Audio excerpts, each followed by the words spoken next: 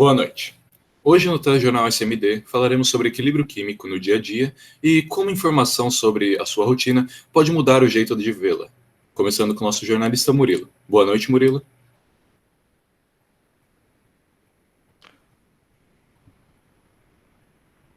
Boa noite, Marco, e a todos os telespectadores da SMD. Agora falaremos sobre o equilíbrio químico no organismo humano, alcalose e acidose, duas espécies químicas que estão presentes no sangue humano para garantir a manutenção do pH, íon bicarbonato e o ácido carbônico. O aumento relativo da proporção de bicarbonato leva ao aumento do pH, enquanto o aumento relativo da presença do ácido carbônico gera a redução do pH. A contração da malária e a insuficiência renal crônica.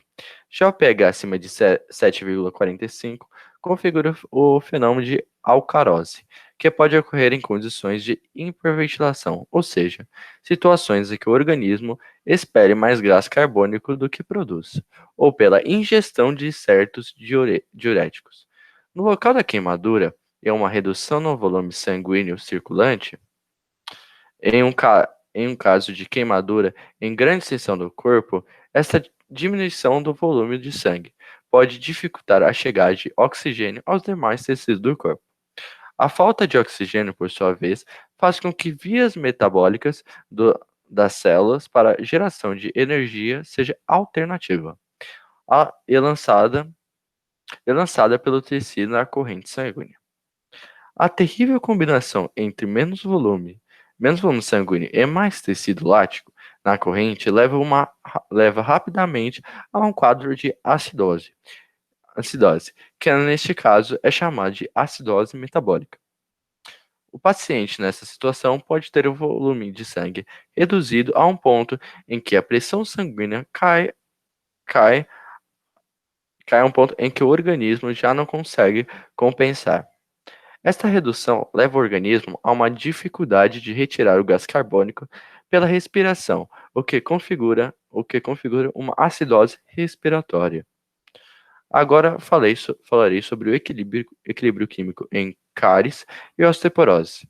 Um dos motivos do desequilíbrio é a alimentação desbalanceada, já que o corpo humano possui um reservatório de cálcio, o esqueleto. Nela estão armazenados 99% de todo o cálcio presente no organismo, o que corresponde a cerca de 1,3 kg de mineral no corpo e 1,5% de massa corporal. É o quinto elemento dentre todos os elementos químicos do corpo humano, pendente somente para o oxigênio, carbono, hidrogênio e nitrogênio. O cálcio compõe 60% do esqueleto humano e a origem da osteoporose se dá quando há uma adequada ingestão de cálcio na dieta e o corpo não consegue garantir adequado suprimento de cálcio. Para seu funcionamento, então o corpo começa a utilizar o cálcio de reservatório dos ossos, caracterizando assim o quadro de osteoporose, deixando o cálcio desbalanceado.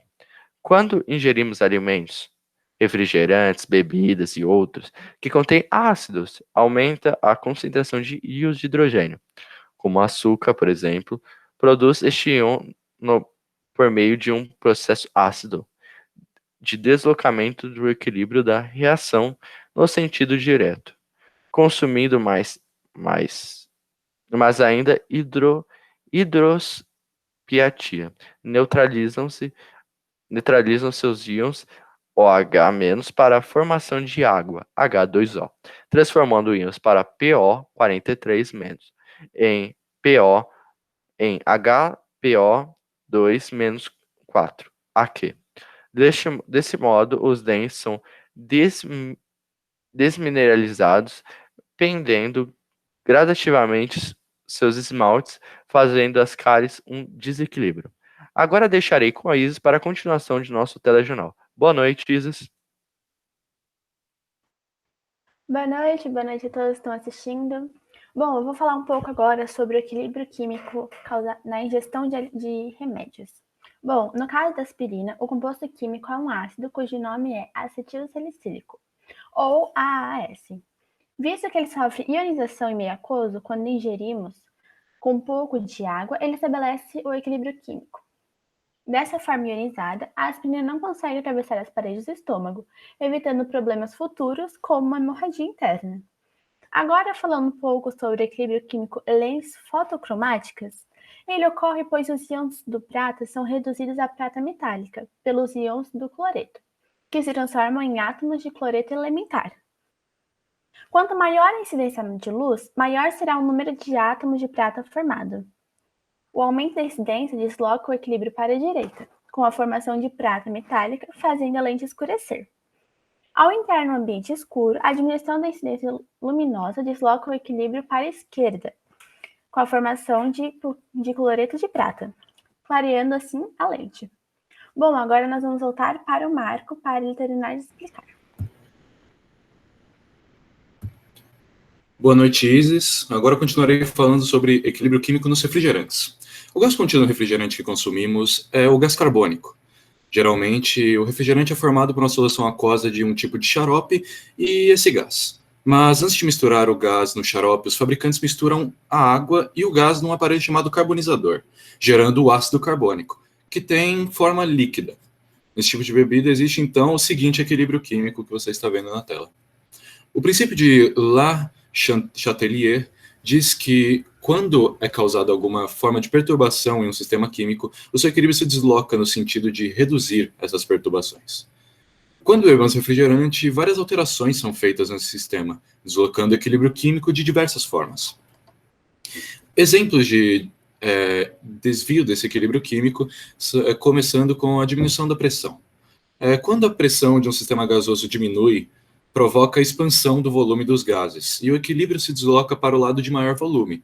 Veja que no equilíbrio que estamos considerando, o volume gasoso é maior do lado dos reagentes, ou seja, do lado esquerdo, pois é o único lado que contém 1 mol de gás carbônico. Desse modo, a diminuição da pressão desloca esse equilíbrio para o sentido da reação inversa, aumentando a quantidade de CO2 no sistema. Podemos observar isso assim que abrimos a garrafa de refrigerante, e o gás é liberado, pois diminuímos a pressão dessa forma. Certo, agora pelo aumento da temperatura. Visto que a solubilidade de CO2 em água diminui conforme o aumento da temperatura, quando chega em nosso estômago, cuja temperatura é cerca de 36 graus Celsius, esse gás é liberado. Você já deve ter observado que quanto mais quente estiver o refrigerante, mais gás sairá dele. Seguindo, falarei um pouco sobre equilíbrio químico na coloração de corais. E sobre o problema biológico, branqueamento de corais. O branqueamento de corais é um problema ecológico grave relacionado principalmente com o aumento da temperatura da água dos oceanos. Esse problema pode ocorrer de forma transitória ou de forma fatal, matando o coral. No fenômeno de branqueamento, os corais tornam-se translúcidos, sendo possível observar o esqueleto de carbonato de cálcio desses animais. Isso acontece em razão da expulsão das algas zooxantelas ou por causa da perda de pigmento dessas algas, que vivem em associação mutualística com o coral. Essa perda vem da acidificação da água que gera a expulsão por parte do coral, dada pela fórmula que você está vendo na tela. A reação do carbonato de cálcio, CaCO3, que compõe o exoesqueleto dos corais, com a água e o gás carbônico, CO2, havendo formação de hidrogenocarbonato de cálcio, que CaHCO3, 2. Essa acidificação da água se dá pelo aumento da quantidade de CO2 na atmosfera, ou seja, o aquecimento global. Nessa imagem, podemos observar o fenômeno de absorção de CO2 pela água, e o aumento dessa quantidade de CO2 na atmosfera leva à acidificação do mar, o que leva ao branqueamento dos corais. Com isso, terminamos o telejornal de hoje. Agradeço muito a todos que assistiram e escutaram.